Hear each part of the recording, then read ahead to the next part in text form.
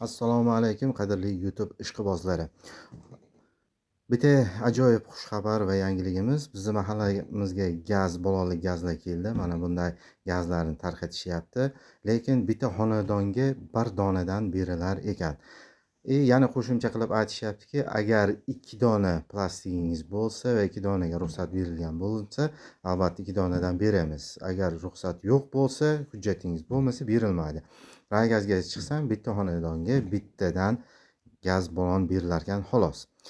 Bitta yomon tomoni, mana bunday gazimizda ichida kondensat deydimi, shu desa ko'proq to'planib qoldi. Shularni to'kib bir ballonni alg'ashtirsa yaxshi bo'lardi.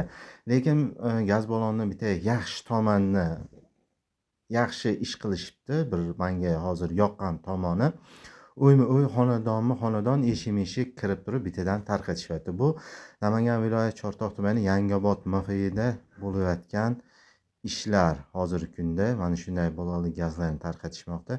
Lekin bitta xonadonga bir donadan gaz ekan. Bilmadim bu qanday yetkaziladi, unisini men bila olmadim. Lekin ko'ramiz. Bugungi islar 19-mart sanasi. Kelgusi gaz qachon kelishini ko'ramiz. Lekin oldingisi mana qish mavsumi bo'lganligi uchun sal surilib ketganligini aytishdi. Haqiqatan ham ozgina surilib ketgan edi. Bundan keyin gazlar kunlar isib qolganda gaz o'z vaqtida yetib keladi dedi. Shu tashkilotning vakillari va'da berishyaptiki, bundan keyin kunlar isib qoldi, gaz o'z vaqtida yetib keladi va gazni ta'minlaymiz deyishyapti. Bitta xonadonga bittadan gazni olib turinglar deb turib va'da berishyapti. Ko'ramiz bu qanday yetkazaman. Bu haqida izohlaringizni kommentariyalarda qoldiringlar. Albatta mahallaga uyma-uy tarqatishgani menga yoqdi, lekin bittadan, menimcha har bir xonadonga ikkitadan gaz bo'lsa yanada yaxshiroq edi. Bu haqida rahbariyatlar o'ylanib ko'rsa yaxshi bo'lar edi.